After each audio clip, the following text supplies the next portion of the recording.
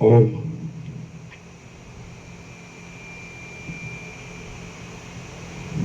परम चिदाकाश, परम ज्योति, अखंड ज्योति,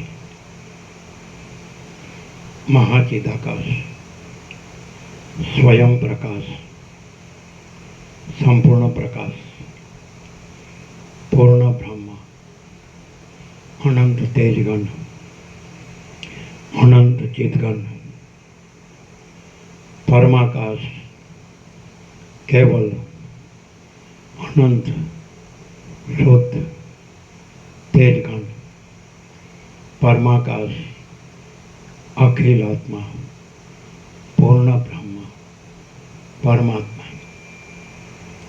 परम चिदाकाश, परम ज्योति, अखंड ज्योति, अनंत पूर्ण, परम चिदाकाश, परम शांति, स्वयं सिद्ध, स्वयं प्रकाश, स्वयं पूर्ण, स्वस्वरूप, यही सब कुछ है, इसके सिवा कुछ नहीं है।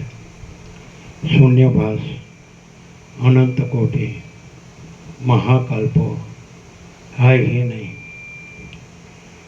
महाचिदाकाश, स्वयं प्रकाश, संपूर्ण प्रकाश, महाचिदाकाश ज्योति, अनंत, अखंड, अभेद, महाचिदाकाश ज्योति, महातत्व, महासामान्य, महाचिदाकाश, स्वसंवेद्य, सहज निर्विकल्प, महाचिदाकाश, परम कैवल्य, परम शांति, परम चिदाकाश, अनंत, पूर्ण, निरपेक्ष, सत्य, अनंत, संपूर्ण, अपरिग्य, निर्भ्रांत, निरपेक्ष, वसीठराम, निर्वाण पूर्वार्ध, राउंड 42मो राउंड।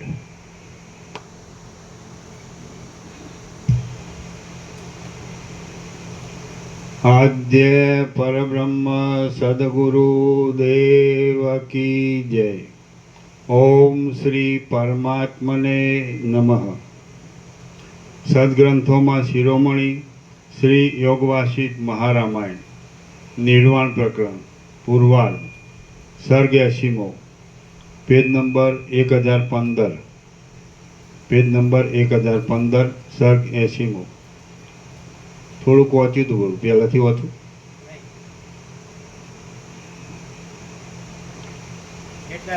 હા, આ 80મા સર્ગમાં રાજા ચુડાલાના વાક્યોનો અર્થ નહીં સમજવાથી તેનું અસંબંધપણું બતાવશે તે વાત અને આકાશગમનાદિક સિદ્ધિઓનું બીજ એ કહેવામાં આવશે।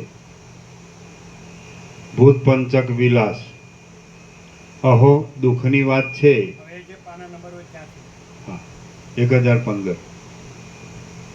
અહો દુઃખની વાત છે કે આત્મભાન થયું ન હોવાથી રાજા મારા વચનોનો અર્થ સમજ્યા નહીં એમ મનમાં આવવાથી ખેદ પામીને ચુડાલા પોતાના કાર્યમાં પાછી લાગી ગઈ।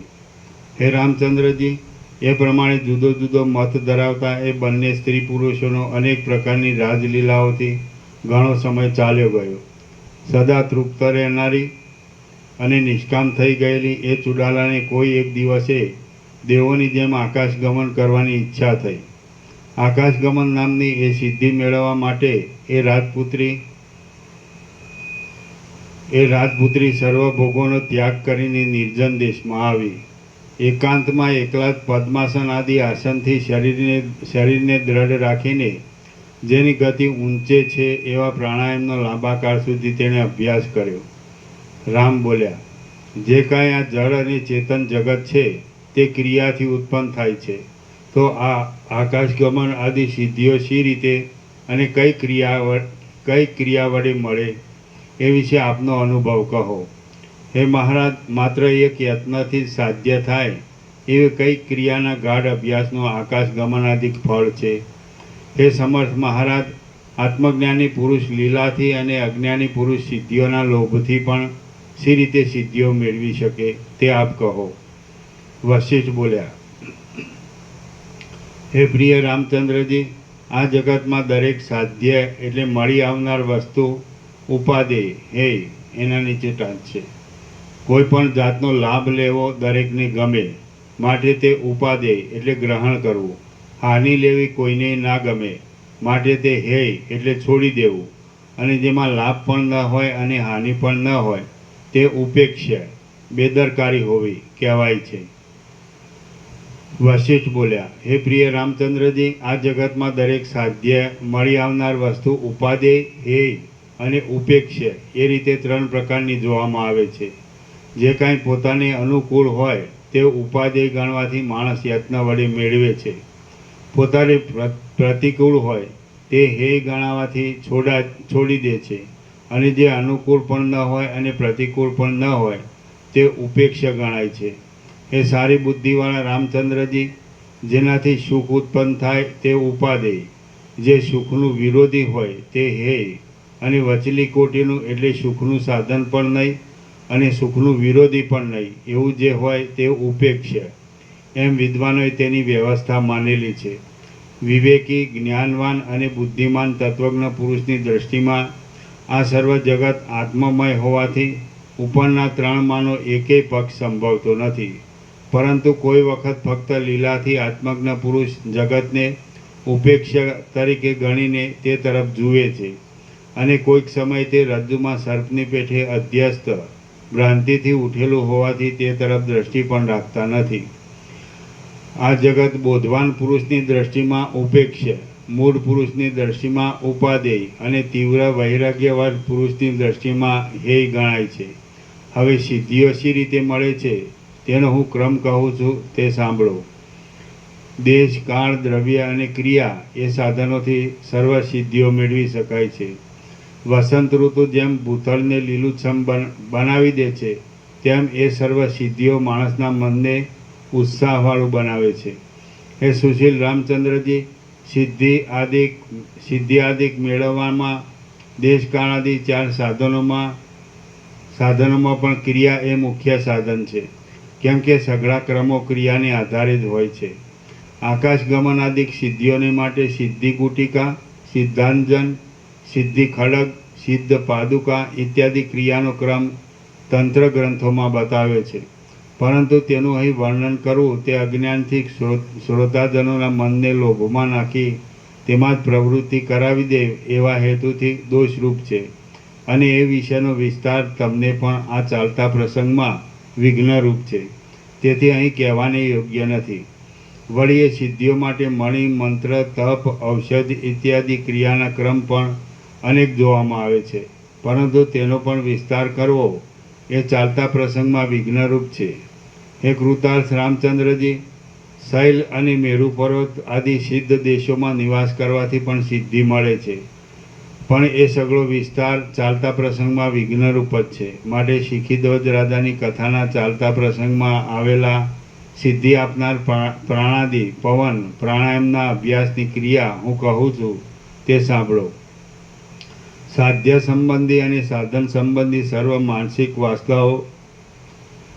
માનસિક વાસનાઓ ત્યજી દઈ સિદ્ધાસનાદિક આસન વગેરે યોગશાસ્ત્રમાં કહેલા નિયમોથી ગુદાદિ દ્વારને સંકુચિત કરીને ભોજન, આસન આદિની શુદ્ધિ વડે શુભ શાસ્ત્રોના ભાવનો ખૂબ જ વિચાર કરી સદાચારથી, સત્સંગથી, દ્રઢ અભ્યાસથી, કોપ, લોભ ઇત્યાદિ ત્યજી દેવાથી, ભોગોનો ત્યાગ કરવાથી, પૂરક, કુંભક અને રેચક પ્રાણાયામનો અત્યંત અભ્યાસ કરવાથી યોગીના પ્રાણાદિક સર્વ વાયુઓ તેના તાબામાં આવી જાય છે. અને હે સદાચારી રામચંદ્રજી, રાજાને જેમ સર્વ નોકરો અધીન રહે છે તેમ એ યોગી પુરુષને સર્વ પ્રાણાદિક પવનો સ્વાધીન થઈ જાય છે. હે રામચંદ્રજી, રાજ્યથી તે મોક્ષ સુધીની સર્વ સિદ્ધિઓ દેહમાં રહેલા પ્રાણવાયુને અધીન છે. તેથી સર્વ યોગ્ય અધિકારીથી મેળવી શકાય છે. એ પ્રાણની ગતિ નાડીઓ દ્વારા થાય છે. સર્વ નાડીઓનું મૂળ સુષુમ્ના નાડી છે. તેમાંથી શાખાઓની જેમ 100 નાડીઓ નીકળે છે. અને સર્વ મર્મસ્થાનોમાં રહેલી છે. તે નાડી જળમાં પડતા ભમરાના જેવી ઓમના અડધા ભાગ જેવી ગોળ છે અને તેને આંતરડા વીંટીને રહ્યા છે, માટે તે આંત્ર નાડી કહેવાય છે. એ નાડી દેવ, અસુર, મનુષ્ય, મૃગ, મગરમચ્છ તથા પક્ષી આદિમાં અને કીટથી માંડી બ્રહ્મા પર્યંત સર્વ પ્રાણીઓમાં રહે છે. ટાઢથી પીડાઈ ગૂંચળું વળી સૂતેલા સર્પના દેહની પેઠે ગૂંચળું વળી રહેલી ધોળી પ્રલયકાળના અગ્નિથી જેનો વચલો ભાગ વળી ગયો હોય તેવા જરતા ચંદ્રના જેવી ગોળ આકારવાળી, મૂલાધારથી માંડી ભ્રુકુટીના મધ્ય ભાગ સુધી તમામ છિદ્રોમાં પરોવાયેલી એવી એ નાડી અંદર મનોવૃત્તિ વડે અને બહાર પ્રાણાદિક વડે ચંચળ રહે છે. એ નાડીના કીડના ગર્ભ જેવા કોમળ અંદરના ભાગમાં વીણાના વેગના જેવી અસ્ફુટ ગતિવાળી જે પરમ ચૈતન્ય શક્તિ સ્ફુરે છે, એ કડાના જેવા ગોળ આકારવાળી ચૈતન્ય શક્તિ કુંડલી એવા નામથી ઓળખાય છે. સર્વ પ્રાણી માત્રની એ પરમ શક્તિ છે અને પ્રાણ, ઇન્દ્રિયો ઇત્યાદિ સર્વ શક્તિઓની સત્તા, પ્રેરણા, પ્રવૃત્તિ વગેરેથી એ જ વેગ આપે છે. સંછેડાયેલી સાપણ જેમ ફેણ ઊંચી રાખે તેમ આ કુંડલી શ્વાસોશ્વાસની ક્રિયા ચાલુ રહેવાથી ઊંચી ડોક રાખી રહે છે. જ્યારે પ્રાણવાયુ હૃદયમાં કુંડલીના સ્થાનમાં પહોંચે છે ત્યારે જે અપંચીકૃત ભૂત અને તન્માત્રાઓનું બનેલું છે તેમાં પ્રતિબિંબ રૂપે રહેલું જીવ ચૈતન્ય સ્મૃતિ, સંકલ્પ, નિશ્ચય, અભિમાન, રાગ આદિ અનેક વૃત્તિઓ રૂપે ઉદય પામે છે. જેમ ભમરી કમળના વનમાં ભટક્યા કરે તેમાં કુંડળી રૂપાદિ વિષયોનો મધુર સ્પર્શ થવાથી દેહમાં સ્ફુર્યા કરે છે અને તે રીતે તેની વિષયોની પ્રાપ્તિ તેમજ તેનું ફળ મળ્યા કરે છે. કુંડલીની એવી રીતે વેગથી સ્ફુરે છે કે પ્રથમ ચક્ષુ આદિ મૃદુ ઇન્દ્રિયો સાથે રૂપાદિક વિષયોનો સંબંધ થાય છે અને પછી દેહયંત્રને ચલાવનાર પ્રમાતા વૃત્તિ દ્વારા બહાર નીકળી વિષય સાથે મળે છે કે જેથી આવરણનો ભંગ થાય છે અને તેથી ઘટાદિક જ્ઞાન પ્રાપ્ત થાય છે. હૃદયકોશ સાથે સંબંધ રાખનાર સર્વ નાડીઓ એ કુંડલીની માથે જ બંધાયેલી છે અને જેમ નદીઓ છેવટે મહાસમુદ્રમાં મળી જાય છે, કુંડલીની માથે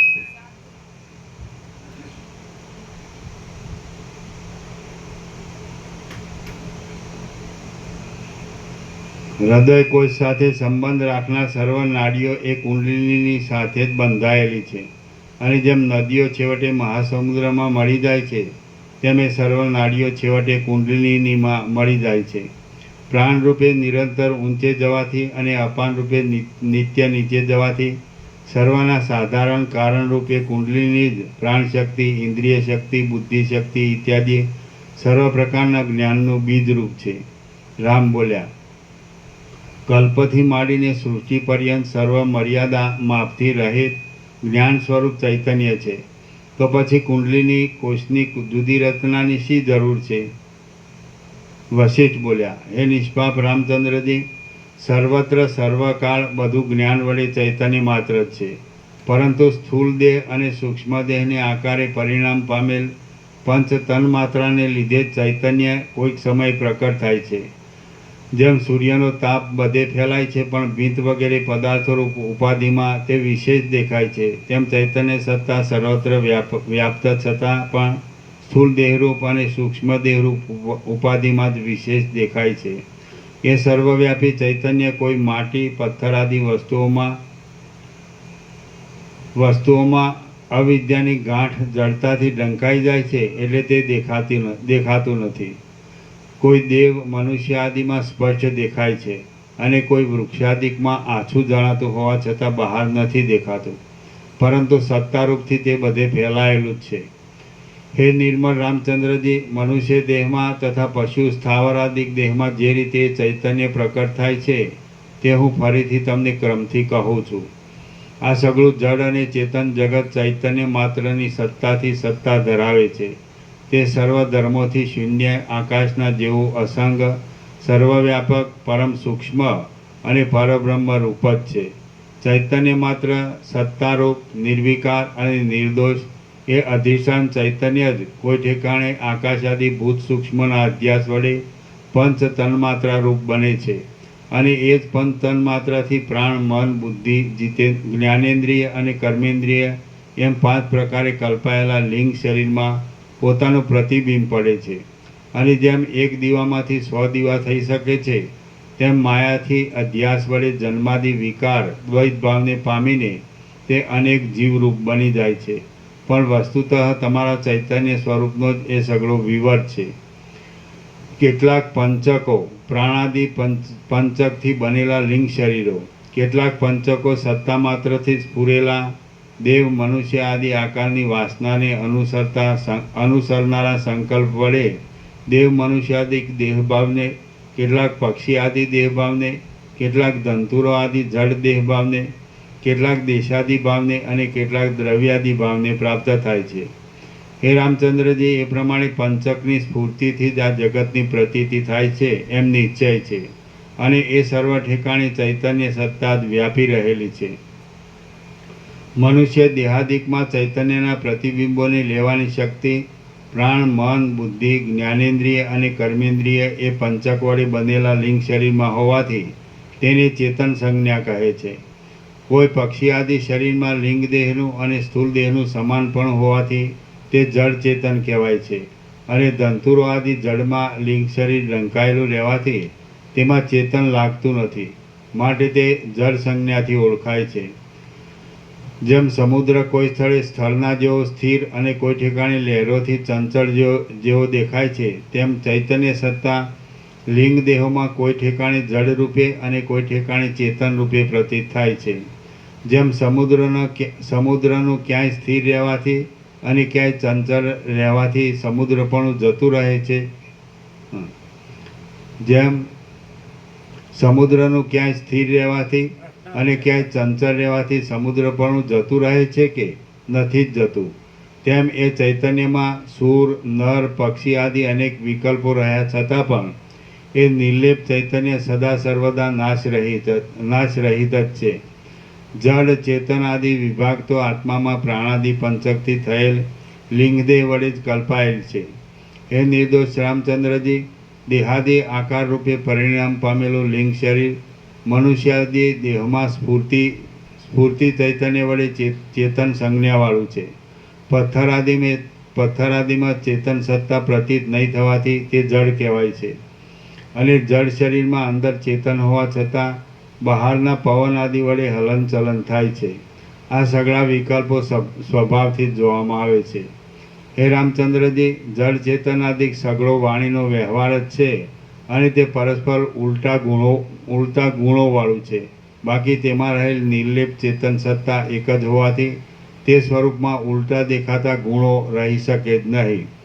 તેમ તાળ તડકો આદિ અને હિમ અગ્નિ આદિ વાણીનો વ્યવહાર જો કે ઉલટા ધર્મવાળો છે, તો પણ તેમાં રહેલી વ્યાપક ચેતન સત્તામાં ઉલટા દેખાતા ગુણો રહી શકતા નથી.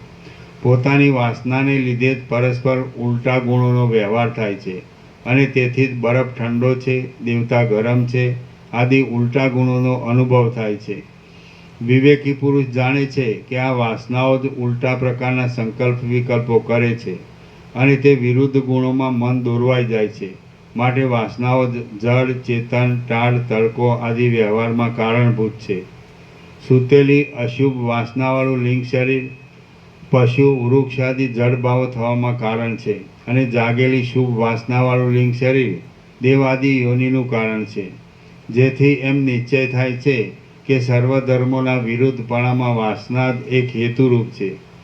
વળી જે ઠેકાણે હેતુપણું માનવાથી કાંઈ ફળ દેખાતું હોય ત્યાં તેની કલ્પના ઘટે છે. એટલે વાસનાને હેતુ માનીને તેનો નાશ કરવાનો પ્રયત્ન કરવો. પણ વાસનાને બદલે પ્રાણીનો પોતાનો સ્વભાવ ઉલટા ગુણો દેખાડવામાં જ કારણ છે એમ માનવામાં આવે તો તે આકાશમાં હાથ પછાડવા જેવું ફળ વિનાનું કાર્ય ગણાય. વાસનાનો નાશ થવાથી પરમાત્માનો લાભ થાય છે. વાસનાનો નાશ થવાથી પરમાત્માનો લાભ થાય છે અને તેથી ડાહ્યા પુરુષની દ્રષ્ટિમાં મેરુ આદિ સુવર્ણ રાશિઓ પણ તણખલા જેવી તુચ્છ ભાસે છે. અને વિવેકવાન દેવ, નર આદિના જડચેતન દેહો પણ કીડા જેવા ખૂબ હલકા જણાય છે. જડ પદાર્થોની વાસના સૂતેલી હોય છે અને તે સંસ્કાર રૂપે રહેલી હોવાથી ભવિષ્યમાં જાગવાની કાંઈક યોગ્યતા ધરાવે છે. જ્યારે દેવાદિ ચેતન પદાર્થોની વાસના અત્યારે જ જાગેલી હોય છે, પશુ પક્ષી આદિ કેટલાક ગોળાયેલી વાસનાવાળા હોય છે. જેમણે સર્વ વાસનાને છોડી દીધેલી હોય તેઓ જ માત્ર વાસના રહિત ગણાય છે, કે જેઓ મોક્ષ જેવા પરમ પુરુષાર્થને મેળવે છે. વાસનાની વિચિત્રતાથી જ હાથ પગ આદિ અવયવવાળા દેવ મનુષ્ય આદિ રૂપે પરિણામ પામેલા એ અનેક લિંગ દેહોએ વ્યવહાર નભાવવા માટે પોતપોતાના અવયવાદિક સંકેતોમાં મન, બુદ્ધિ, અહંકાર, ચિત્ત, ચક્ષુ, પ્રાણ ઇત્યાદિ અનુકૂળ પડતી અનેક સંજ્ઞાઓ કલ્પી લીધેલી છે. બીજા પક્ષી વગેરે અને જળ વગેરે પદાર્થોના પણ પોતપોતાની વાસનાને અનુસરનારા વ્યવહારને યોગ્ય એવા અનેક અવયવાદિ સંકેતો કલ્પેલા છે. એ સુશીલ રામચંદ્રજી, એ પ્રમાણે વાસનાની વિચિત્રતાથી વિચિત્ર દેખાતા અનંત લિંગ દેહો આદિમાં અંતમાં અને મધ્યમાં આરોપ થવાથી જડ થતા વિકારવાળા અને અધિષ્ઠાન રૂપે નિર્વિકાર તથા ચૈતન્ય રૂપ એવા અનેક રૂપોથી સ્ફુર્યા કરે છે. એ પૃથ્વીપતિ રામચંદ્રજી, તેમની સમષ્ટિમાં અહંભાવને પ્રાપ્ત થયેલા કોઈ એક બ્રહ્માનો એક જ સંકલ્પ પરમાણુ આ સૃષ્ટિરૂપ આકાશ વૃક્ષોનું બીજ છે, કે જેની અંદર અનેક લિંગ દેહો ભમ્યા કરે છે. અહો, એ કેવી માયા છે!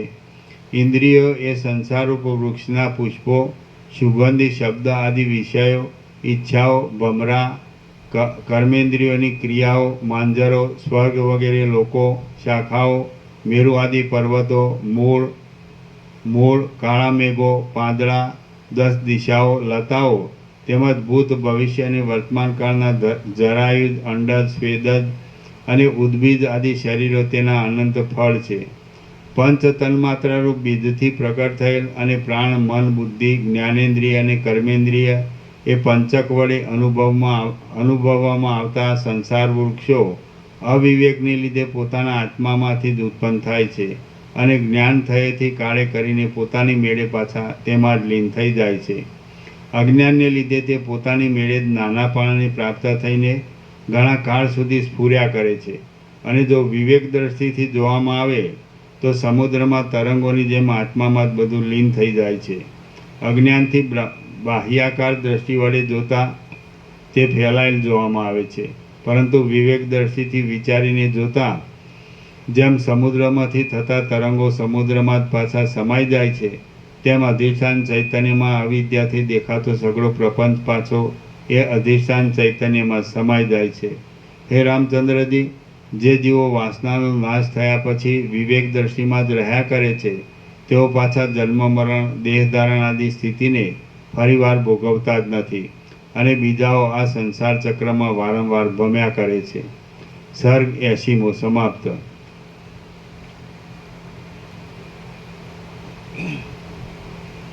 સર્ગ 81મો. આ 81મા સર્ગમાં કુંડલિનીના પ્રસંગથી રોગોની ઉત્પત્તિ થવાના તથા શાંતિ થવાના ક્રમો અને સિદ્ધિઓ તથા સિદ્ધ દર્શન આદિના ઉપાયો એ વગેરે કહેવામાં આવશે. આદિવ્યાધિની ઉત્પત્તિ તથા તેની શાંતિના ઉપાય ઇત્યાદિ. વશિષ્ઠ બોલ્યા, આ સ્થૂળ દેહની અંદર મૂલાધારમાં રહેલ કુંડલિની વિશે લિંગ શરીરના ઉપાદાન રૂપ ભૂત સૂક્ષ્મ પ્રથમ પ્રાણ પવન રૂપે નિરંતર સ્ફુર્યા કરે છે. અંદર પ્રાણ રૂપે સ્ફુરેલી કુંડલિની શક્તિ સ્પંદ, સ્પર્શ, સંવિત, કલા એવા નામો વડે અનેક રીતે કહેવામાં આવે છે. કલ્પના કરવાને લીધે તે કલા કહેવાય છે. ચેતનપણાથી ચિત્ત કહેવાય છે. જીવનપણાને લીધે જીવ કહેવાય છે. મનન કરવાથી તે મન રૂપે કહી શકાય છે. સંકલ્પ કરવાથી તે સંકલ્પ રૂપે કહેવામાં આવે છે. નિશ્ચય કરવાથી તે બુદ્ધિ નામથી ઓળખાય છે અને અહંભાવ થવાથી તે અહંકાર કહેવાય છે. એ સર્વોત્તમ કુંડલિની નામની જીવશક્તિ સર્વદા દેહમાં રહે છે અને પુર્યષ્ટક એવા નામથી પણ તે ઓળખાય છે. એ કુંડલિની નિરંતર અપાન વાયુ રૂપે નીચે રહે છે, સમાન વાયુ રૂપે નાભીમાં રહે છે અને ઉદાન વાયુ રૂપે ઉપરના કંઠાદી પ્રદેશમાં રહે છે. નીચે અપાન વાયુ રૂપે અને ઉપર ઉદાન વાયુ રૂપે રહેવાથી વચમાં એ બંનેનું પોતાને ખેંચાણ થયા છતાં પણ પોતે નિરંતર નિશ્ચળ, બળવાન અને સ્વસ્થ જ રહે છે. જો એ જીવ સંવેદ સમાન વાયુ વડે યત્નથી ન ધારણ કરી શકાય અને અપાન વાયુ વડે સર્વયત્નથી નીચેની તરફ ખેંચાય તો તે નીચે જાય છે, અને અધો માર્ગ દ્વારા બળાત્કારથી બહાર નીકળી જતા માણસ મરણને શરણ થાય છે. તેમજ જો યુક્તિથી ન ધારણ થઈ શકતા પૂરો યત્ન કરી ઉદાન વાયુ વડે ખેંચાઈ ઉપર ચડી જાય તો પણ તે બળાત્કારથી બહાર નીકળી જતા પુરુષ મૃત્યુવશ થાય છે. ઉર્ધ્વ ભાગ તરફ તથા અધો ભાગ તરફ જવું આવવું ત્યજી દઈને સર્વથા એ કુંડલીની દેહને વિશે સમાન વૃત્તિ વડે જ રહે તો અંદર પવનનું રોકાણ થવાથી પ્રાણાયામ વડે મનુષ્યનો જે કોઈ રોગ હોય તે સર્વ નાશ પામે છે. 100 નાડીઓ શરીરમાં મુખ્ય ગણાય છે અને બાકીની બીજી નાડીઓ સામાન્ય ગણાય છે. સામાન્ય નાડીમાં કફ પિત્તાદિ દોષ વધી જવાથી તેમાં અન્નરસ પહોંચાડનારી પ્રાણશક્તિનો વ્યાપાર બંધ પડી જાય તો સામાન્ય રોગ થાય છે, અને મુખ્ય નાડીઓમાં જો વ્યાપાર બંધ પડી જાય તો મોટા રોગો થાય છે. રામ બોલ્યા, હે મુનિઓમાં શ્રેષ્ઠ ગુરુ મહારાજ, શરીરમાં આધિઓ અને વ્યાધિઓ શી રીતે ઉત્પન્ન થાય છે અને તેનો નાશ કેવી રીતે થાય તે આપ મને બરાબર કહો. વશિષ્ઠ બોલ્યા, આધિ અને વ્યાધિ એ બંને દુઃખનું કારણ છે. દવાઓ કરવાથી તે સમયે પૂરતું સુખ મળે છે અને જ્ઞાન વડે આત્યંતિક નિવૃત્તિ થાય તો તે મોક્ષ કહેવાય છે. આધિ અને વ્યાધિ એ બંને કોઈ વખત એકબીજાના નિમિત્તરૂપ થઈ શરીરમાં ક્રમે કરીને થાય છે. કોઈ વખત એક કાળે એવા સાધન મળી આવવાથી શરીરમાં બંને સાથે પેદા થાય છે, અને કોઈ વખત ક્રમવાર પણ થાય છે. દેહ સંબંધી જે કાંઈ દુઃખ છે તે વ્યાધિ કહેવાય છે, અને વાસનામય માનસિક વ્યથાને આધિ એવા નામથી કહેવામાં આવે છે. એ બંનેનું મૂળ તપાસતા અજ્ઞાન જ જણાય છે, અને તત્વજ્ઞાનથી તેનો સંપૂર્ણ નાશ થાય છે. અજ્ઞાનને લીધે પોતાની ઇન્દ્રિયોનો સંયમ નહીં થવાથી ચિત્તમાં સ્વસ્થતા રાખનારા સૂક્ષ્મ ભાવને છોડી દઈ રાત દિવસ રાગદ્વેષમાં રૂંધાઈ જઈ આ મળ્યું અને આ ન મળ્યું એવી ચિંતાથી ગાઢ મોહને આપનારી આધિઓ વર્ષા ઋતુમાં ઝાકળની પેઠે કેવળ અજ્ઞાનથી દાવી પડે છે. અત્યંત ઈચ્છાઓ સ્ફુરવાથી તથા અજ્ઞાનથી ચિત્ત ન જીતાવાને લીધે દુષ્ટ અન્ન જમવામાં આવવાથી, સ્મશાન આદિ ખરાબ સ્થળોમાં ફરવાથી, સાયંકાળ આદિ વખતે ભોજન મૈથુન આદિ વ્યવહાર કરવાથી, દુષ્ટ કર્મોનું ચિત્તમાં ચિંતન કરવાથી, દુર્જનોના સંગદોષથી, વિષ સર્પ વ્યાઘ્ર આદિની શંકાઓ મનમાં આવવાથી, નાડીઓના છિદ્રોમાં અન્નરસ ન જવાને લીધે તે ક્ષીણ થઈ જઈને કિંવા બમણો રસ ચડવાથી, બહુ પૂર્ણ થઈ જઈને કફ પિત્તાદિ દોષથી પ્રાણ વ્યાકુળ થઈ જવાને લીધે શરીર વિકલ થઈ જવાથી ઇત્યાદિ દોષોથી અનિયમિતતા થાય એટલે વ્યાધિ શરીરમાં ઉત્પન્ન થાય છે, કે જેથી વર્ષા ઋતુથી અને ગ્રીષ્મ ઋતુથી જેમ નદીનો આકાર બદલાઈ જાય તેમ શરીરનો આકાર બદલાઈ જાય છે. પૂર્વજન્મની હોય કે આ જન્મની હોય, શુભ હોય કે અશુભ હોય, પરંતુ જે બુદ્ધિ બળવાળી હોય તે તેવા આધિવ્યાધિના ક્રમ તરફ મનુષ્યને લઈ જાય છે.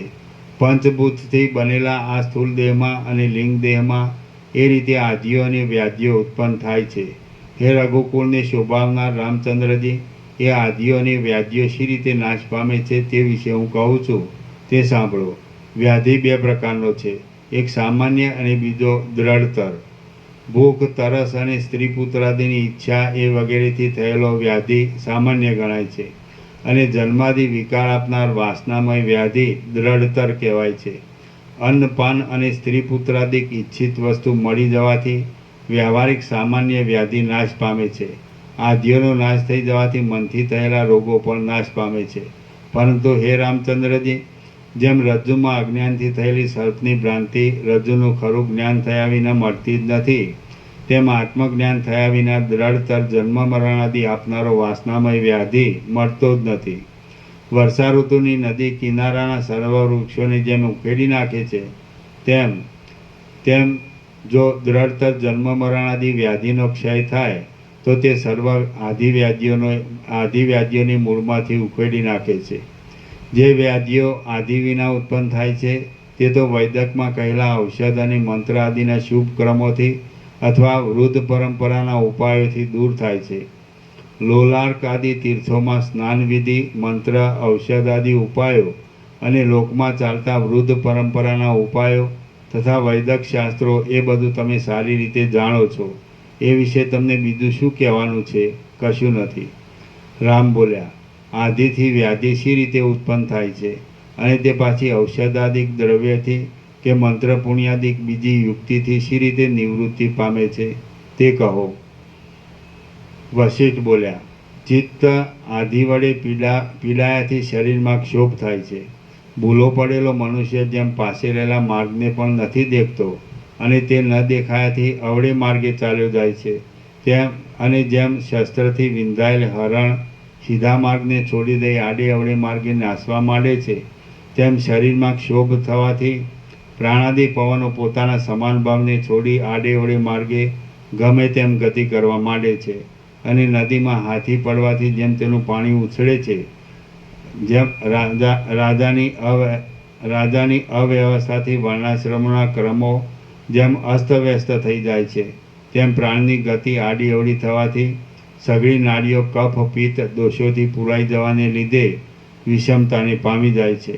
પ્રાણો વડે દેહ ચોતરફ વિહવર થઈ જવાથી નદીઓની પેઠે કેટલીક નાડીઓ અન્નરસથી પૂરી ભરાઈ જાય છે અને કેટલીક નાડીઓ તદ્દન ખાલી જ રહી જાય છે. પ્રાણની ગતિ બદલાઈ જવાથી કાં તો અન્નનો રસ ખરાબ જ થાય છે અથવા તો તે અન્ન નહીં પચવાથી અજીર્ણ થાય છે, કિંવા અન્ન રસ બહુ જ જીર્ણ થઈ જાય છે, સુકાઈ જાય છે અને તેથી શરીરમાં વિકાર થાય છે. જેમ નદીનો વેગ પોતાનું વલણ પૂર્ણ સમુદ્ર તરફ હોવાથી લાકડાને પૂર્વ દિશા તરફ લઈ જાય છે, તેમ પ્રાણવાયુઓ ખાધેલા અન્નને રસરૂપ બનાવી દઈ અંદર પોતપોતાના સ્થાનમાં પહોંચાડી દે છે. પરંતુ જે અન્ન પ્રાણવાયુના વિષમપણાથી શરીરના અંદરના ભાગમાં ક્યાંય રૂંધાઈ રહે છે, તે સ્વાભાવિક રીતે કફ આદિ ધાતુઓને બગાડી વ્યાધિ ઉત્પન્ન કરે છે.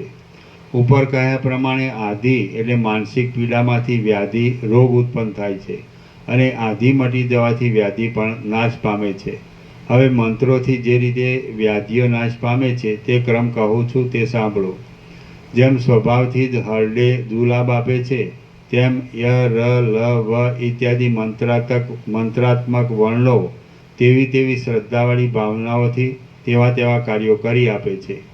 હે મહાત્મા રામચંદ્રજી, જેમ કસોટી પર ઘસાવાથી સુવર્ણ પોતાનું નિર્મળપણું પ્રકાશિત કરે છે, તેમ શુદ્ધ અને પુણ્ય કર્મ કરવાથી તથા સત્પુરુષોની સેવાથી ચિત્ત નિર્મળ થઈ જાય છે. હે રામચંદ્રજી, પૂર્ણચંદ્રનો ઉદય થવાથી જેમ જગતમાં પ્રકાશ વધે છે, તેમ ચિત્ત શુદ્ધ થવાથી શરીરમાં આનંદ વધવા માંડે છે. ચિત્ત શુદ્ધ રહેવાથી પ્રાણવાયુઓ પોતાના ક્રમ પ્રમાણે સંચાર કરે છે અને અન્નને બરાબર રસરૂપ કરી પકાવી દે છે, જેથી વ્યાધિ નાશ પામે છે. એ પ્રમાણે આધિ તથા વ્યાધિના નાશનો તથા ઉત્પત્તિનો ક્રમ મેં તમને કહ્યો. હવે કુંડલિનીનો પ્રસંગ ચાલતો હોવાથી તે વિશે તમને હાલ જે ઉપયોગી છે તે કહું છું. જેમ સુગંધનો આશ્રય માંજર હોય છે, તેમ લિંગ શરીર નામથી ઓળખાતા જીવની પ્રાણ એવા નામથી કહેવામાં આવતી કુંડલિની મુખ્ય આધારરૂપ છે. એ કુંડલિનીને પૂરક પ્રાણાયામના અભ્યાસથી કંઠકૂપથી નીચે રહેલી કુર્મ નાડીમાં લઈ જઈ તેમાં મનનો સંયમ કરી બરાબર રાખવામાં આવે છે તો શરીરનું ભારેપણું અને મેરુના જેવી સ્થિરતા પ્રાપ્ત થાય છે, કે જેને ગરિમા નામની સિદ્ધિ કહે છે. પ્રાણને જ્યારે પૂરક પ્રાણાયામથી પૂર્ણ થયેલા દેહની અંદર મૂલાધારથી માંડી બ્રહ્મરંધ્ર સુધી ફેલાવી પ્રાણ નિરોધથી થતી ગરમીને અને તેથી થતા શારીરિક તથા માનસિક શ્રમને સહન કરવાને એ કુંડલિનીને ઉર્ધ્વ ભાગમાં લઈ જવામાં આવે ત્યારે તે લાકડીની પેઠે લાંબી થઈ અને સરપીણીની પેઠે ઉતાવળી થઈને લતાની પેઠે કોમળ અને દેહમાં બંધાયેલ સર્વ નાડીઓને સાથે લઈ ઉર્ધ્વ ભાગમાં જાય છે. કૂવામાંથી ઊંચે ખેંચવામાં આવતો ચામડાનો કોષ પોતાની અંદર રહેલ પાણીની જેમ ઊંચે લઈ જાય છે, તેમ નાડી દ્વારા આકાશ વગરના પવનથી પૂર્ણ અને હલકા થઈ ગયેલા આખા દેહને એ કુંડલિની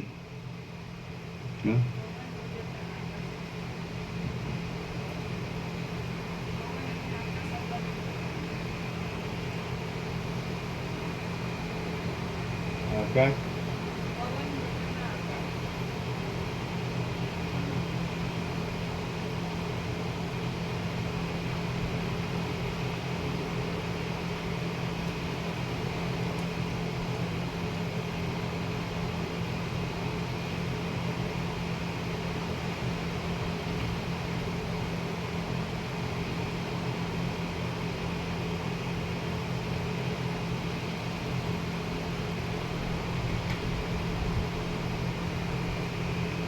કૂવામાંથી ઊંચે ખેંચવામાં આવતો ચામડાનો કોષ પોતાની અંદર રહેલ પાણીની જેમ ઊંચે લઈ જાય છે, તેમ નાડી દ્વારા આકાશ પવન વગરના આકાશથી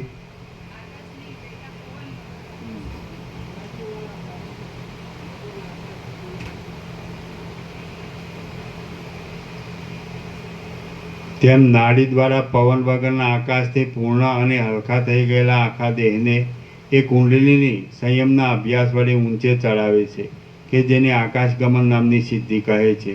એ પ્રમાણે યોગશાસ્ત્રમાં કહેલા સંયમના અભ્યાસના વિલાસરૂપ અને આકાશગમનમાં ઉપયોગી એવા યોગ વડે યોગીઓ જેમ દિન પુરુષો પુરુષાર્થથી ઇન્દ્રપદને પહોંચે છે, તેમ આકાશગમનાદિક ઉર્ધ્વ ગતિને પહોંચી જાય છે. યોગશાસ્ત્રના નીચે ટાંચ છે. પાતંજલ સૂત્ર. શરીરનો અને આકાશનો જે સંબંધ છે તેમાં સંયમ કરવાથી અને તેને લીધે રૂની પેઠે શરીર હલકું થઈ જવાથી આકાશગમન નામની સિદ્ધિ મળે છે, એવો એ સૂત્રનો આશય છે. એક જ વિષયમાં ધ્યાન, ધારણા અને સમાધિ એ ત્રણેય કરવામાં આવે તેને સંયમ કહે છે. આવો આ સૂત્રનો આશય જણાય છે. બીજી નાડીઓમાં નહીં જવા દેતા ફક્ત સુષુમ્નામાં જ રેચક પ્રાણાયામ વડે પ્રાણનો પ્રવાહ ચાલુ રાખી કુંડલીની શક્તિને જ્યારે મસ્તકની અને કપાળની સંધિરૂપ કપાટની બહાર આગળ ઉપરના ભાગમાં રહેલ મૂર્ધ્વ જ્યોતિમાં મુહૂર્ત પર્યંત સંયમપૂર્વક સ્થિર રાખવામાં આવે તો આકાશચારી સિદ્ધ પુરુષોનું દર્શન થાય છે. રામ બોલ્યા, અમારા જેવાની ઇન્દ્રિયો દિવ્ય ન હોવાથી ચક્ષુ આદિનો સંયોગ થયા છતાં પણ સિદ્ધોનું દર્શન થવું દુર્લભ છે. તો પછી ચક્ષુના તેજના સંબંધ વિના ફક્ત મૂર્ધ્વ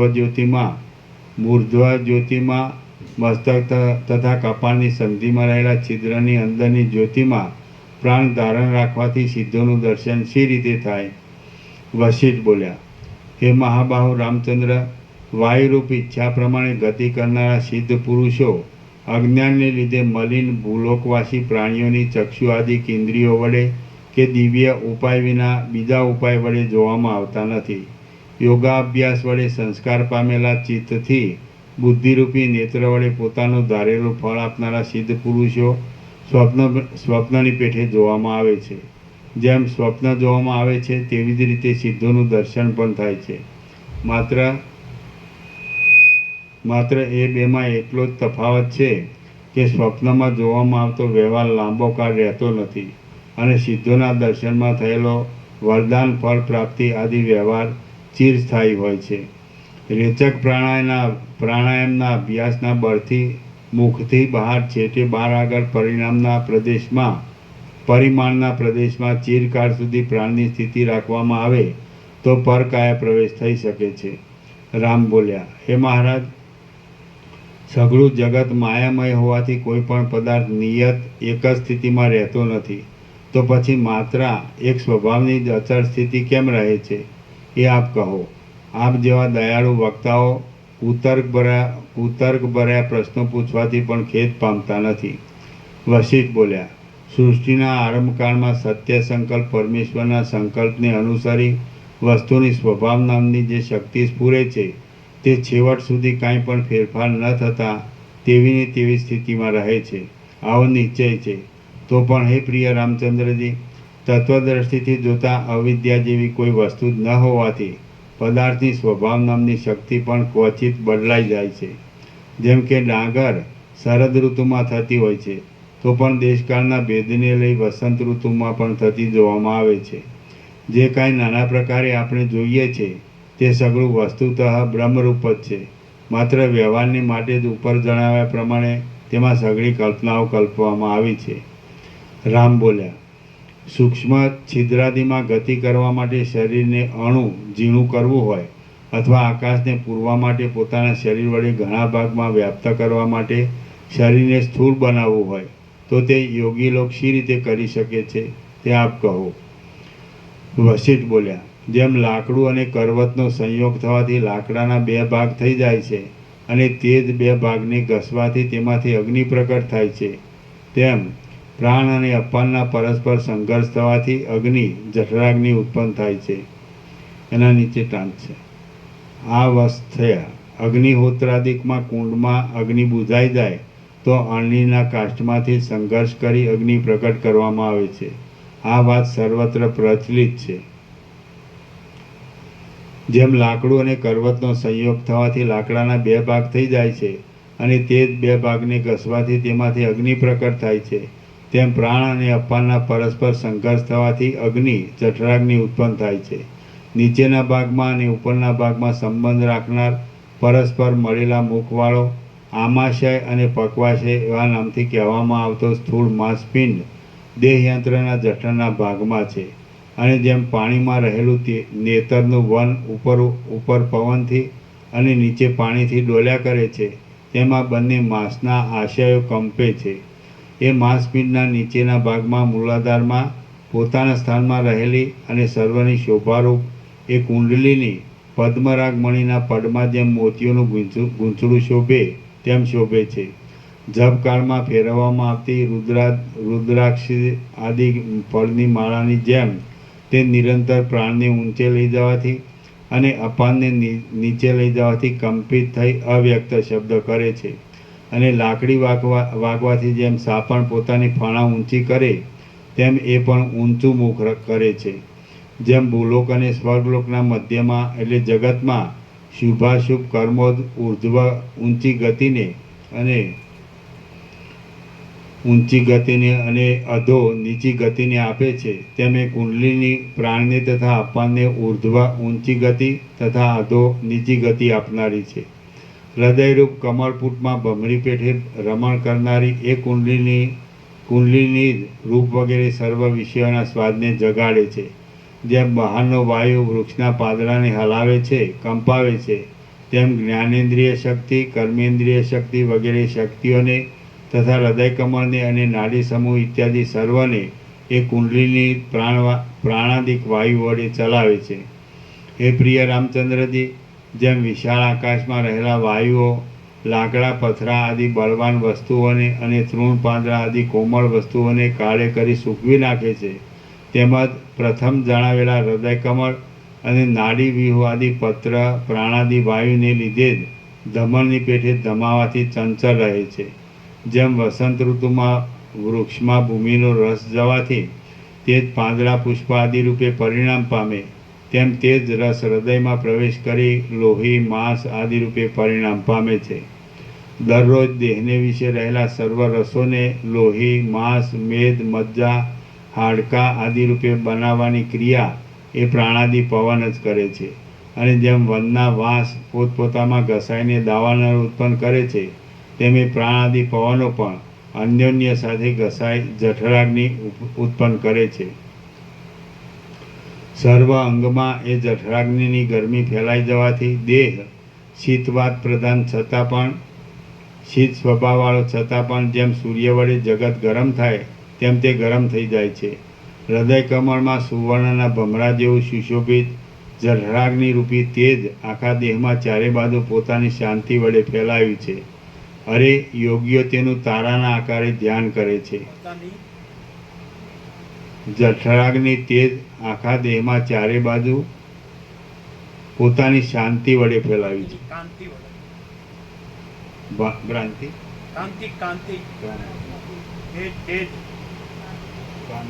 અમે ઊંઘે તો જગાડજો. અમારી પાસે ચોપડી નથી. શું હવે કાંતિ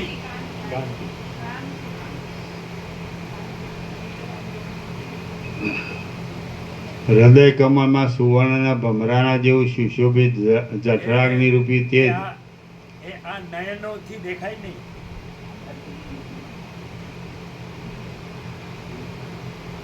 ચલો નયના હૃદય કમળમાં સુવર્ણના ભમરાના જેવું સુશોભિત જઠરાગ્નિ રૂપી તેજ આખા દેહમાં ચારે બાજુ પોતાની કાંતિ વડે ફેલાયું છે. કાંતિ એટલે તેજ. હા. અરે યોગીઓ તેનું અને યોગીઓ એમાં અરે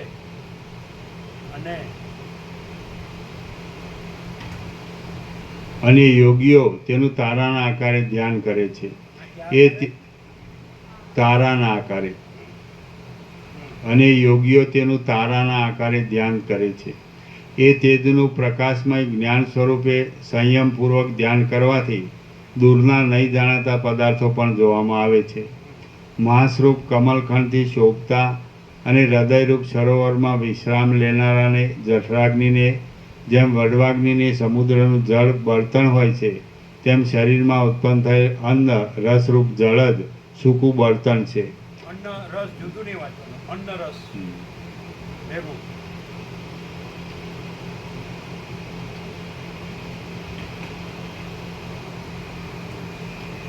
મહાસ્વરૂપ કમલખંડથી શોભતા અને હૃદયરૂપ સરોવરમાં વિશ્રામ લેનારાને જઠરાગ્નિને જેમ વડવાગ્નિને સમુદ્રનું જળ બળતણ હોય છે, તેમ શરીરમાં ઉત્પન્ન થયેલ અન્નરસરૂપ જળ જ સૂકું બળતણ છે. દેહમાં જે કોઈ પ્રાણાદિ પવન રૂપે સ્વચ્છ શીતળપણું જોવામાં આવે છે, તે ચંદ્રમાનું રૂપ છે. અને ઉપર જણાવ્યા પ્રમાણે તે ચંદ્રમાં ઘસાવાથી તેમાંથી અગ્નિ જઠરાગ્નિ ઉત્પન્ન થાય છે, જેથી આ દેહ અગ્નિશોમીય કહેવાય છે.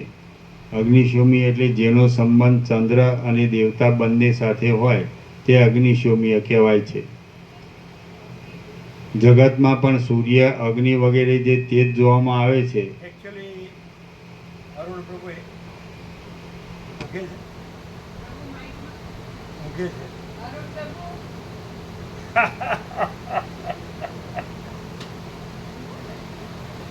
ઊંઘે છે ને, પણ એકચ્યુઅલી ડેટ પ્રમાણે 17/5/1940. ડેટ પ્રમાણે 17/5/1946 એ દિવસે ફ્રાઈડે જ હતો અને 1:20 PM 1:20 PM અને તિથિ પ્રમાણે વૈશાખ વદ એકમ ટુડે, પણ આવ્યો ફ્રાઈડે જ આવ્યો. બુદ્ધ પૂર્ણિમાનો બીજો દિવસ. Happy birthday to you.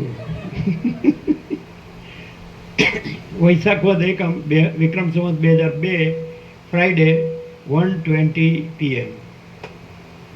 Vaishakh વદ એકમ બુદ્ધ પૂર્ણિમાનો બીજો દિવસ. સમજે? એટલે આજે 80 પૂર્ણ. ઊંઘો, શાંતિથી ઊંઘો. ચલો. Happy birthday. વૈશાખ વદ એકમ વિક્રમ સંવત 2002 શુક્રવાર અને બપોરે 1:20.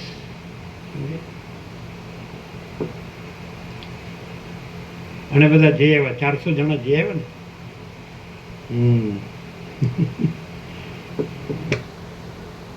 ચલો.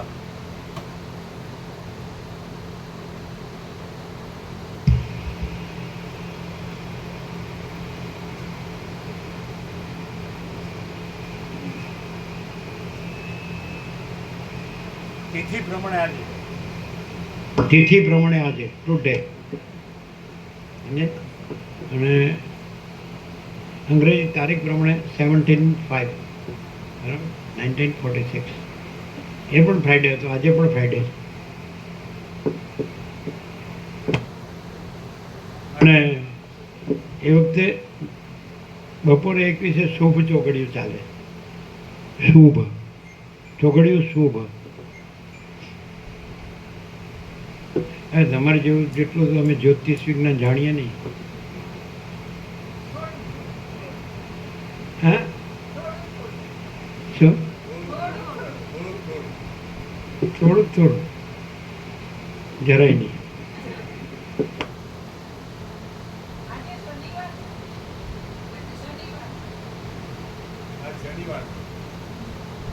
શનિવાર આવ્યો. આજે શનિવાર આવ્યો, હનુમાનજીનો વાર. એકચ્યુઅલી એ દિવસ શુક્રવાર છે. વૈશાખ વદ એકમ વિક્રમ સંવત 2002 એ શુક્રવાર હતો, એટલે 17/5 શુક્રવાર. પણ આ 17 જ રવિવારે આવે. વાર તો બદલાય, ગમે તે આવે, પણ આજે હનુમાનજીનો વાર આવ્યો. રવિ સૂર્ય ભગવાનનો વાર છે. રવિ સૂર્ય ભગવાનનો, સમજે? સોમવાર છે એ ચંદ્ર ભગવાનનો વાર છે કે નહીં?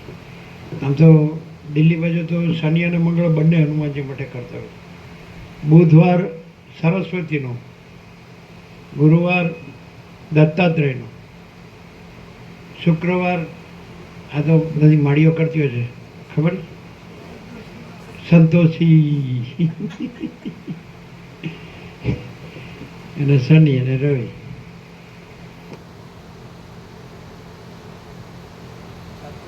બાળપણમાં જોયેલું સંતોષી કરે ને, જે સંતોષી માનું વ્રત કરે ને તો પછી પાંચ કુંવારકા હોય ને એને જમાડે, વાર વાળી લે ને ત્યારે. એટલે એમાં શું આપે ખબર, પૂરી, ખીર અને ચણા. ચણા આપણે બાફેલા, આગલે દિવસે પલાળા બાફેલા ચણા કરો છો ને, કઠોળ. 3 જ આઈટમ હોય, ખીર, પૂરી ને ચણા. ખબર છે એવી ખબર એમ કર્યા લાગે છે સંતોષી, કર્યા નથી એટલે સંતોષ નથી.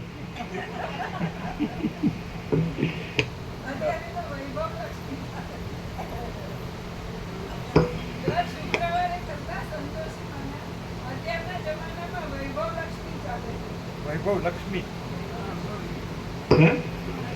વૈભવ લક્ષ્મી.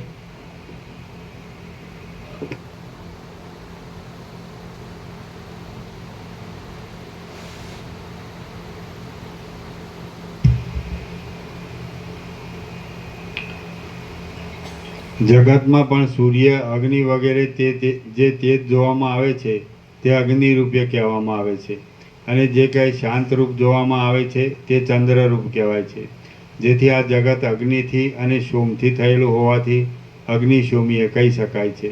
સત્તારૂપ પ્રકાશમય ચૈતન્ય રૂપે અને અસદરૂપ જળ રૂપે બ્રહ્મ જ જગદાકારે સત્તા ન હોવા રૂપે થયેલું માનીએ તો પણ આત્મસ્ફુરણ, બ્રહ્માર્થ જ્ઞાન અને સૂર્યાદિક જે કાંઈ સત્તારૂપ અને પ્રકાશમય છે તે અગ્નિ રૂપે કહેવામાં આવતું હોવાથી, અને વિદ્વાનોના વિચાર પ્રમાણે જે કાંઈ જળરૂપ, અસદરૂપ અને અંધકારમય અજ્ઞાન આદિ છે તે ચંદ્રરૂપ કહેવામાં આવતું હોવાથી બુદ્ધિમાન પુરુષની દ્રષ્ટિમાં જગતનું અગ્નિશોમીયપણું સિદ્ધ થાય છે.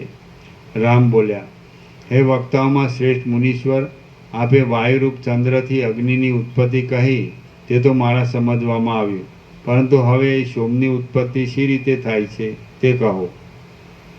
વશિષ્ઠ બોલ્યા, અગ્નિ અને સોમ બંને અન્યોન્ય કાર્યકારણરૂપ છે, અને તે બેય એકબીજાના ખેંચાણથી પ્રગટ થાય છે. હે પ્રિય રામચંદ્રજી, એ બંનેનો જન્મ બીજ અને છોડની જેમ અને દિવસ રાત્રિની જેમ પરસ્પર એકબીજામાંથી થાય છે, અને તેની સ્થિતિ છાયા અને તડકાની જેમ પરસ્પર ઉલટી છે. કોઈ વખત જેમ સૂર્યનો પ્રકાશ અને છાયા સાથે જોવામાં આવે છે, તેમ કોઈ વખત અગ્નિ તથા જો સોમ. કોઈ આ બધું જુદું જુદું ન જુએ અને આ બધું એક જ જુએ તો એને પરમ ચિદાકાશ, પરમ જ્યોતિ, અખંડ જ્યોતિનું દર્શન થાય. જો કોઈ આ બધું જુદું જુદું ન જુએ, એમાં હુંય જુદો નહીં, તુંય જુદો નહીં, તે જુદું નહીં, આય જુદું નહીં, પેલું જુદું નહીં, આ સાંભળવા આવી ગયા.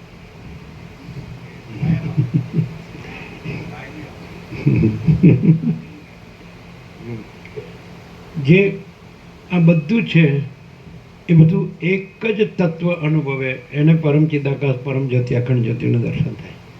આ જુદો જુદો આકાર, જુદા જુદા દેહો, જુદા જુદા કર્મેન્દ્રિય, જ્ઞાનેન્દ્રિયો, જુદા જુદા મન, બુદ્ધિ, ચિત્ત, અહંકાર, જુદા જુદા પ્રાણ, પ્રકૃતિ, સત્વર, તમ, અવિદ્યા, સત્વર, તમ, અને જુદા જુદા સાક્ષી પરમાત્માના પ્રતિબિંબ, અંતઃકરણમાં ચિદાભાસ, અહમરૂપ જીવ, જુદા જુદા સાક્ષી, જુદું જુદું આખું સમષ્ટિ, વ્યષ્ટિ, કારણ, સૂક્ષ્મ, સ્થૂળ, માયાકાશ, ચિત્તાકાશ, ભૂતાકાશ, આવું જુદું જુદું કાંઈ ન જુએ અને બધું એક જ અખંડ તત્વ અનુભવે તો એને પરમ ચિદાકાશ, પરમ જ્યોતિ, અખંડ જ્યોતિનું દર્શન થાય.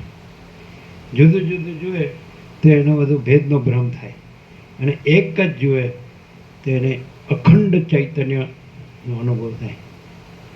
એક જ અનંત. ક્લિયર થાય છે? ના, ખાલી એમ કે સાંભળીએ છીએ પણ કેવું થાય એ ખબર નથી. આમ સમજાય ખરું? નહીં. દાખલા તરીકે આપણે નખથી શીખ, આ નખથી શીખ સુધી આ માણસ છે, તેમાં હાથ જુદા, પગ જુદા, આંગળીઓ જુદી, નખ જુદા, વાળ જુદા, માથું જુદું, ધડ જુદું, ખભા જુદા, ગોઠણ જુદા, એવું નથી લાગતું? પેટ જુદું, પીઠ જુદી, કાન જુદા, નાક જુદું, આંખ જુદી, ગાલ જુદા, કપાળ જુદું, એવું નથી લાગતું? ગળું જુદું. પણ આમ જુઓ બરાબર કે આખો માણસ એક જ છે કે નહીં? એમાં કાંઈ જુદું પાડી શકાય?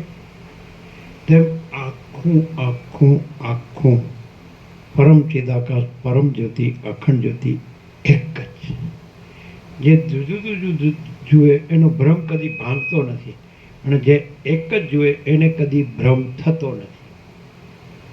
જે જુદું જુદું જુએ અનેકને જુદું જુદું એનો ભ્રમ કદી ભાંગતો નથી, અને જે બધું એક જ જુએ એને ભ્રમ કદી થતો નથી. ક્લિયર થાય છે? શું શું શું બાળપણમાં એકવાર બોલીએ અને પછી પેલો શું શું શું એટલે કે શું શુંના બચ્ચા બેઠો બેઠો તાણ. શું શુંના બચ્ચા શેના કાન? બિલાડીના કાન બેઠો બેઠો તાણ. નહીં તો એમ કે ફરીવાર કહેતો એટલે કે ફરીવાર બોલવાના પૈસા પડે, એવું કે પૈસા પડે, ફરીવાર બોલવાના પૈસા પડે. બોલો શું કીધું? અત્યારે કીધું એમાં બધું આવી ગયું. શું આવ્યું?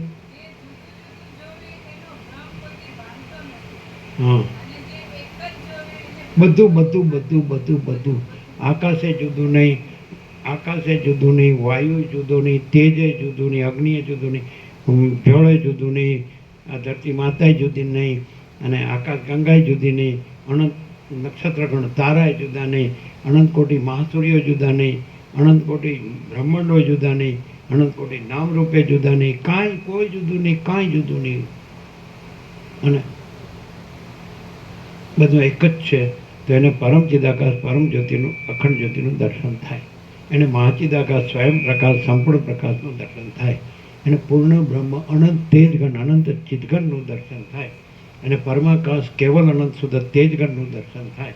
એને પરમાકાશ, અખિલ આત્મા, પૂર્ણ બ્રહ્મ, પરમાત્માનું દર્શન થાય. અને જે જુદું જુદું જુએ એનો કોઈ દિવસ ભેદનો ભ્રમ ભાંગે નહીં. અને જે બધું એક જ જુએ તો પછી પરમ ચિદાકાશ, તેજમાં તેજ, જ્યોતિમાં જ્યોતિ. પરમ ચિદાકાશ સચ્ચા, ચોખ્ખા, ખુલ્લા, આર પાર. જો હૈ સો હૈ. શું ખબર પડી? એટલે અત્યારે સાંભળ્યું એટલી ઘડી યાદ રહે, પછી ભૂલી જવાય. ચાલો, બધું આવી ગયું, આમાં બધું આવી ગયું. શું શોર્ટ એન્ડ સ્વીટ? શું જે આ બધું ગમે તે દેખાતું હોય, જેમ કે અનંત મહાસાગર હોય, તો આ બધું એક જ મહાસાગર દેખાય ને, એક જ જળ દેખાય કે ને, એક જ પાણી, બધું એક જ મહાસાગર. પછી આ મહાસાગર જુદો, પછી આ ચક્રી, આ એનું હાલવું દૂરવું જળ જુદું, એનું હાલવું દૂરવું જુદું, એના ચક્રી જુદી, એના તરંગ જુદા, એના ફીણ જુદા, એના પરપોટા જુદા, એના નામરૂપ જુદા, એના સૃષ્ટિ સ્થિતિ પ્રલય જુદા. એ જોવે ને તો એને આખો અનંત અને એક રસ જળ, એક રસ મહાસાગર દેખાય. અને એ દેખાય ને તો એને આ બધું જુદું જુદું દેખાય જ નહીં. એને ભેદનો ભ્રમ રહે જ નહીં. ભેદના ભ્રમવાળાને એ અખંડ એક દેખાય નહીં, અને અખંડ એકવાળાને કોઈ ભેદનો ભ્રમ દેખાય નહીં કે રહે નહીં. શું સાંભળ્યું? શોર્ટમાં કયો?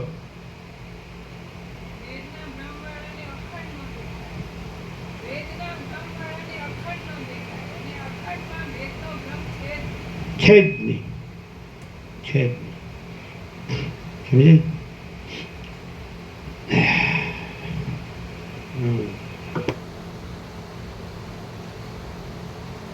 कुछ बाकी में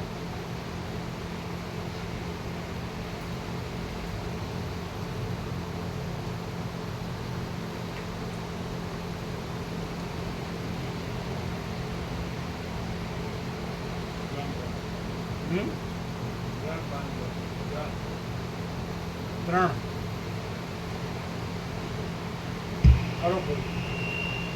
ફટાફટ કયો.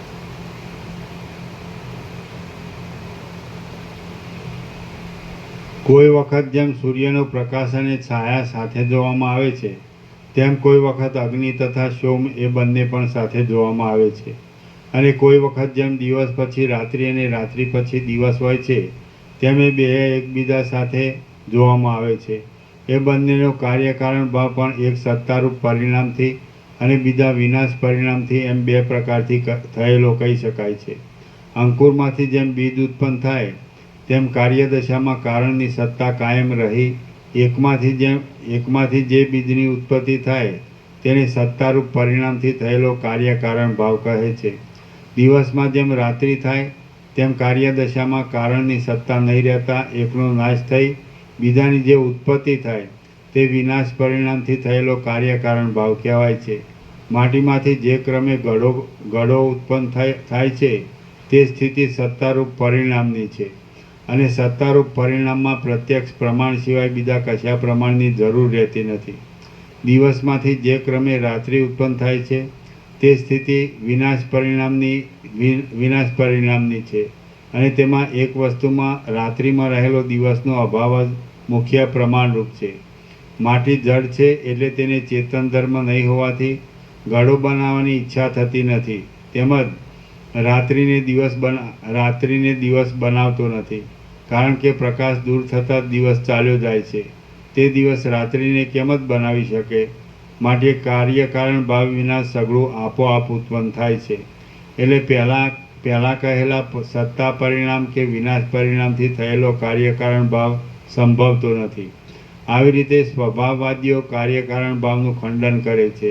તે યોગ્ય નથી, કારણ કે દરેક વસ્તુમાં કાર્યકારણ ભાવ પ્રત્યક્ષ નજરે આવવાથી પોતાના અનુભવમાં આવતા જતા પણ તેઓ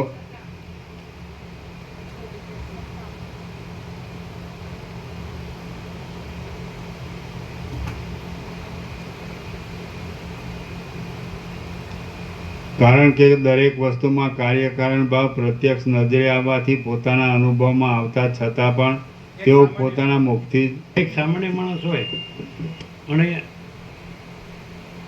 આજે જ આ ક્ષણે જેને 80 સંપૂર્ણ થતા હોય તો કોઈ કહે કે એનું એક્સ્ટ્રેક્ટ નિષ્કર્ષ નિચોડ તો કોઈ જોઈ ન શકે.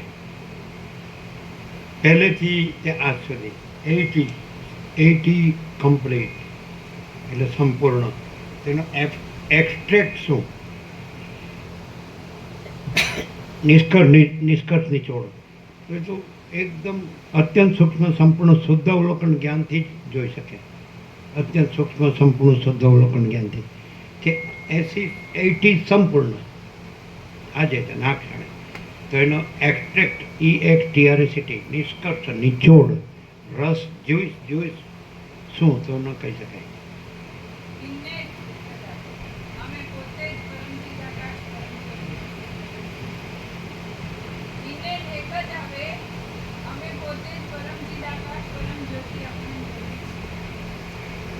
ઇનેટ અમે પોતે જ પરમ ચિદાકાશ પરમ જ્યોતિ અખંડ જ્યોતિ છીએ. એ 80નો નિષ્કર્ષ નિચોડ. અમે પોતે જ પરમ ચિદાકાશ પરમ જ્યોતિ અખંડ જ્યોતિ છીએ. અમે પોતે જ મહાચિદાકાશ સ્વયં પ્રકાશ સંપૂર્ણ પ્રકાશ છીએ. અમે પોતે જ પૂર્ણ બ્રહ્મ અનંત તેજગન અનંત ચિદગન છીએ. અમે પોતે જ પરમાકાશ કેવલ અનંત શુદ્ધ તેજગન છીએ. અમે પોતે જ પરમાકાશ કેવલ અનંત શુદ્ધ તેજગન છીએ. અમે પોતે જ પરમાકાશ અખિલાત્મા પૂર્ણ બ્રહ્મ પરમાત્મા છીએ. પૂર્ણ વિરામ. જો હૈ સો હૈ. એક્સ્ટ્રેક્ટ નિષ્કર્ષ નિચોડ. ચલો અને પછી કોઈ એમ કે બરાબર છે આ માણસ એમ કે સારું બોલે છે તો એને અનુભવ થાય આ માણસ છે, આ બધા માણસ છે ને એમાં માણસ છે અને સારું બોલે છે.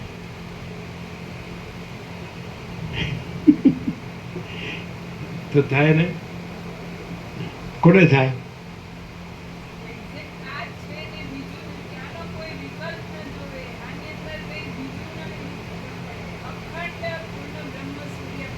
શું છે?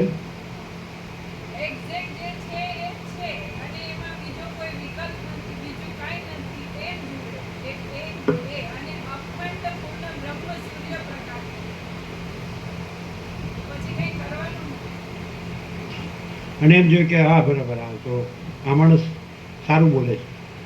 બધા માણસ છે ને એમાં માણસ છે. હે લુખો.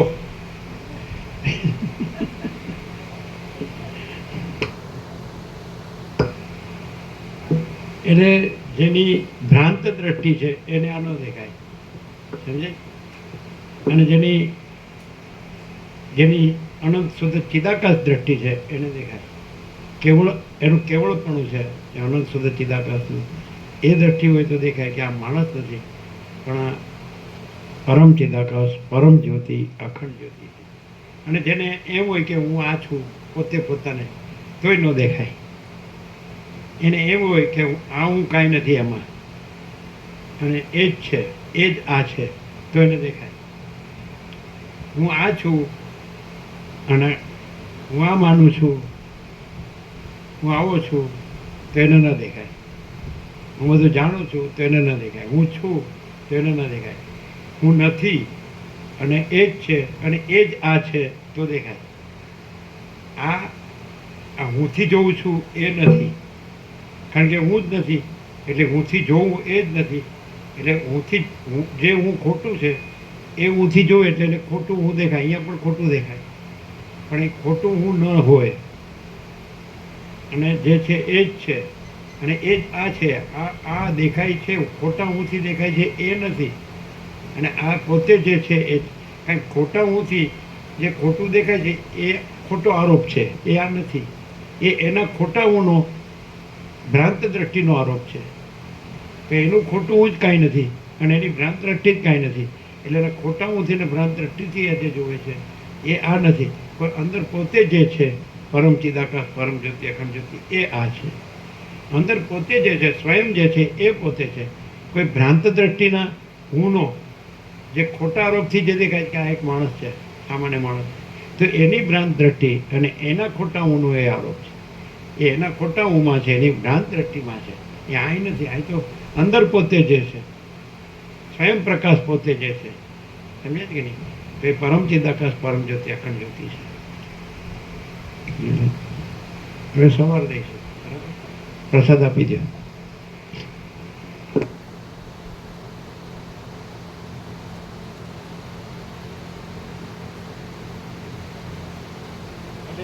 એટલે અહીં પરમ ચિદાકાશ, પરમ જ્યોતિ, અખંડ જ્યોતિ ન દેખાતું હોય તો એનું કારણ પોતાના અહમ ભ્રાંતિ અને ભ્રાંત દ્રષ્ટિ એ પોતામાં છે.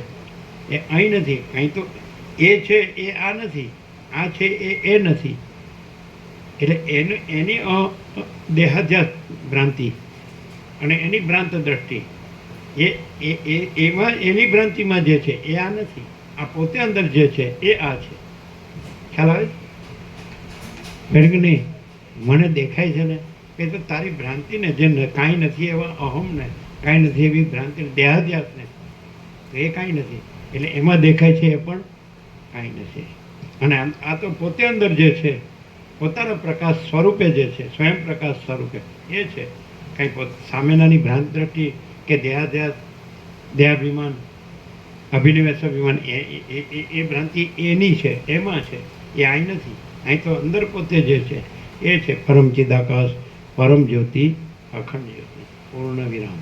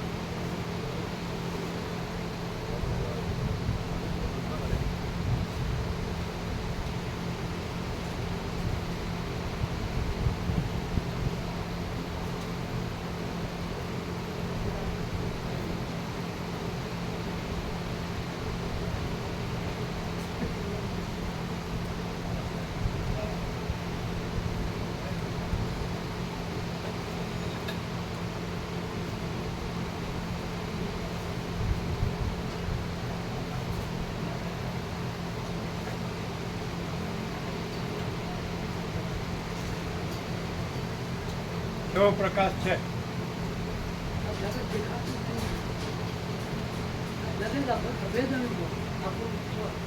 દેખાતું હતું તો દેખાતું નથી.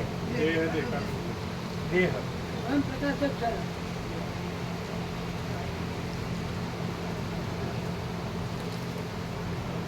તેનાથી જગત દેખાતું જગત આપણું દેખાતું છે એ દેખાતું નથી.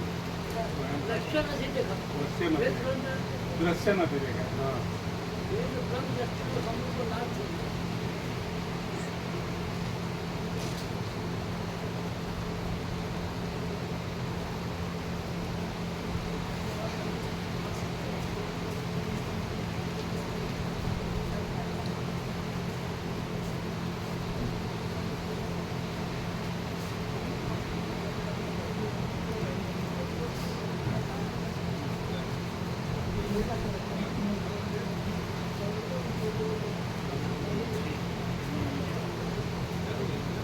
એ થાય ને.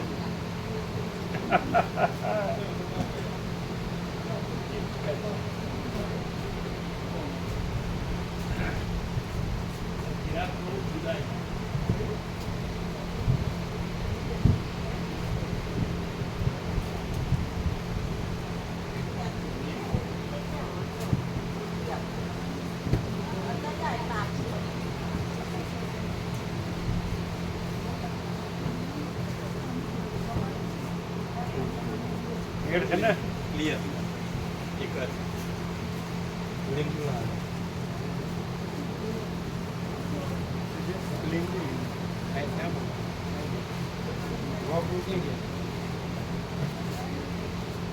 કેમ પણ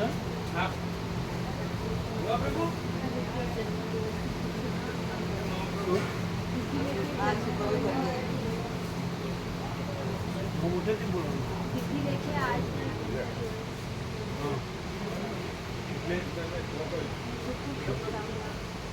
તમે શું સાંભળ્યું આજે એમનું વિશે શું સાંભળ્યું બધું જુદું જુદું છે એવું સાંભળ્યું કરશું તો કરો તો છે શું છે એક કરશું તો ભ્રમ નહીં રહે અને ભેદ કરશું તો ભ્રમ જ રહે. અને કરો તો છે કરે તો નથી. તો છે શું બધું એક જ છે. થેન્ક યુ લીંબુ આપ્યા ક્યાં જ મૂકજો ક્યાં ન લઈ જાઓ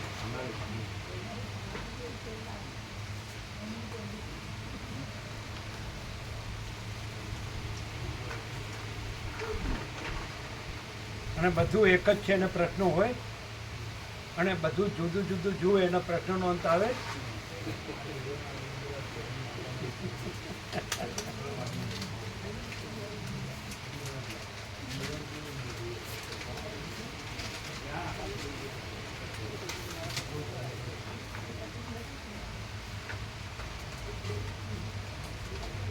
શું જ્યોત્સનાવાળી ખબર પડે છે પડે છે જ્યોત્સનાવાળી એમ કે છે હું ને બળદેવ પ્રભુ બે છે એમાં તો એક જ જોવે છે એમાં જુદું જુદું નથી જોવે. જ્યાં જુદા જ છે હું અહીં છું અને એ ન્યા છે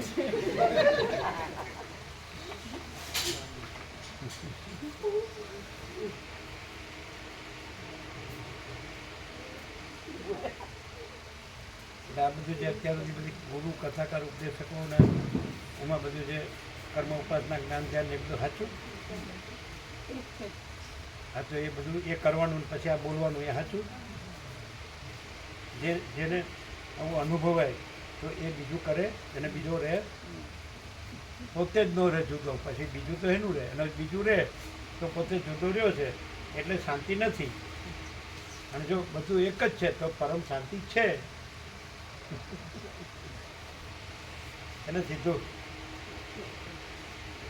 કેમ રહ્યો આજે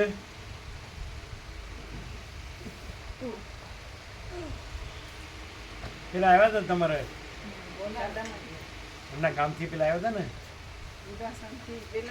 ને મૂળજી પ્રભુના બેન મૂળજી પ્રભુના ચિરંજીવ બધા આવ્યા હતા બેન ને બધા એના બેન ને બધા મુરજી પ્રભુ વાસણીના વાસનીથી. બધા આવ્યા હતા. એમના બેન એના ચિરંજીવી આવ્યા હતા મૂળજી પ્રભુ. કેવું છે? શાળામાં દીવો. એવું છે? ના, હું જુદો, હું માનું એ જુદું, તમે જુદા, તમે કેવો માનું એ જુદું. ક્યારે મૂકશો શું?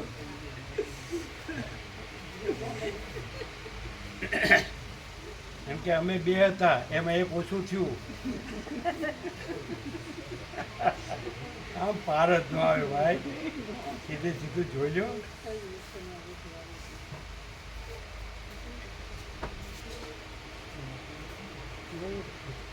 ભેદનો ભ્રમ, એના પ્રશ્નનો કદી અંત ન આવે અને બધું એક જ છે, એમાં કોઈ પ્રશ્ન જ નહીં. પૂર્ણમદઃ પૂર્ણમિદઃ. હવે કોઈ પ્રૂફ માગે તો પોતે જે ગ્રંથિ બાંધી હોય તો પ્રૂફ ન મળે અને બધી ગ્રંથિ છોડી દે તે સ્વયં પ્રૂફ જ છે. હવે કેમ રહ્યું આજે? એમના બેન છે નૈના માતાજી ટકા મળ્યા હતા. નર્મદા પરિક્રમામાં. નર્મદા પરિક્રમામાં સાથે. હા, નર્મદા પર.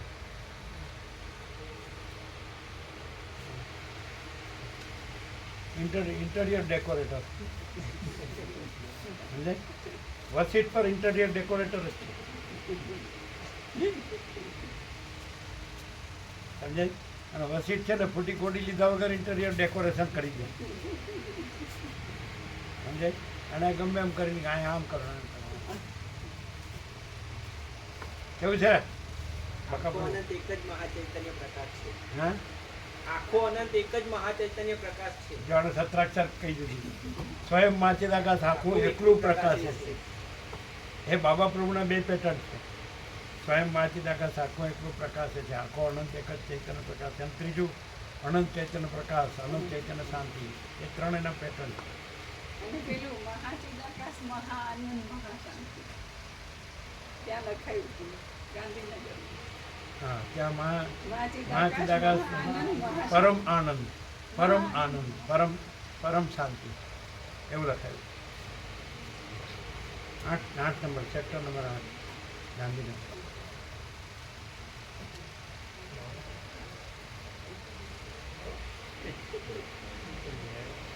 સમજે તો પલકારાની જરૂર નથી, ન સમજે તો જન્મોય ઓછા પડે. હવે આમાં તો મૂર્ખ હોય ને એને ખબર પડે. આ નાનું છોકરું, નાનું બાળક હોય, બચ્ચું હોય એને ખબર પડે, પણ બહુ ડાયો હોય ને એને ન ખબર પડે. કેટલું સીધું આમ. અને 80 કમ્પ્લીટ. હવે આ ખબર નથી સવારે, પણ તોય કીધું કે આખો અંગ્રેજી આંકડો કાઢી નાખો અને કોઈ પણ સાપેક્ષતા વગર જે સહજ પરમ શાંતિ એ છે. કીધું ને આખો અંગ્રેજી આંકડો. ઉપરનું જે સ્કીયર ધર્મ, ધર્મ, પરમાર્થ, અધ્યાત્મ એ પણ નહીં. નીચેનું આજે બધું માયા ભોગ વાસના ભ્રાંતિ કે અહમ કે ધ્યાન જે કે સંસાર કે જે કહેતા એ પણ ઉપર નીચે નહીં. અનંત અને પૂર્ણ, અખંડ અને પૂર્ણ. ખબર પડે છે અણસાર આવે છે, ખાલી અણસાર આવે, ભાસ આવે તો સ્ટાર્ટ થાય. પાછળમાં પહેલી પૂણી તો થાય, એટલે હું પાછળમાં પહેલી પૂણી. એનો અર્થ શું થાય? અમે તો નાના હતા તો રેડિયો કાંટો છે એટલે પાસેર એટલે ઘણી બધી પૂણી હોય, એમાં પહેલી કરે ને ત્યાં થાકી જાય, ન હાલે. પાસેરામાં પહેલી પૂણી, હજી તો આખું એમ એવી રીતે છે. અમે અહીંયા કેવી રીતે ખબર આવા બધા હોય તો હજી આની અંદર છે ને જે તો પ્લે ગ્રુપમાં હજી નથી આવ્યા. પછી નર્સરી ને લોઅર કેજી ને એ બધું તો હજી પણ પ્લે ગ્રુપમાં નથી આવ્યા. સમજે? બધું અવળું જ જાય છે. પણ એવી ખબર ન પડે કે આ દેખાય છે એમ, કે આમ કાંઈ જુદું નથી અને કાંઈ જુદું થતું નથી. કેટલું સહજ છે અને બરાબર આ જ પડે આ જ પ્રકાશમાં પછી એનાથી બીજો કયો પ્રકાશ છે, આ પ્રકાશથી બીજો કયો પ્રકાશ છે, અને બીજું ક્યાં છે ને બીજે ક્યાં છે, પછી બધે એ જ છે, બધું એ જ છે, એનાથી બીજું નથી, એમાં એ જ છે. અણસાર આવે ને થોડો, સમજે?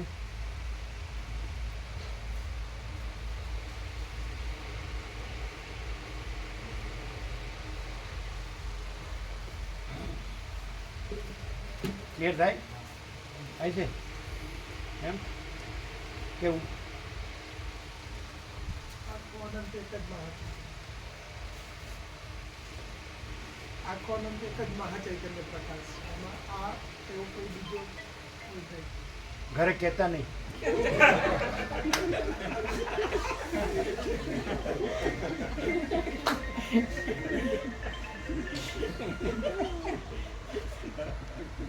પાછા કે તત્વબોધમાં જે આવે છે એ ખબર છે.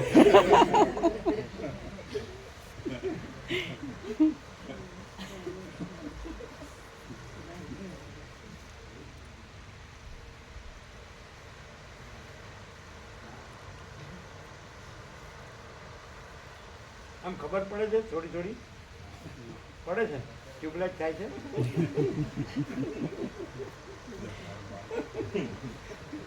કે આ શું છે અને આપણે હું કરીએ છીએ ખબર પડે, અને આ પરમ શાંતિ છે અને એમાં અભાવ મટે નહીં, ઈચ્છા પૂરી થાય નહીં, એ ખબર પડે. આ તમારો કાકો પાવાગઢમાં કેટલા નાળિયેર મૂક્યા છે તમે જોતા તો હોય નાળિયેર મૂકતા હતા.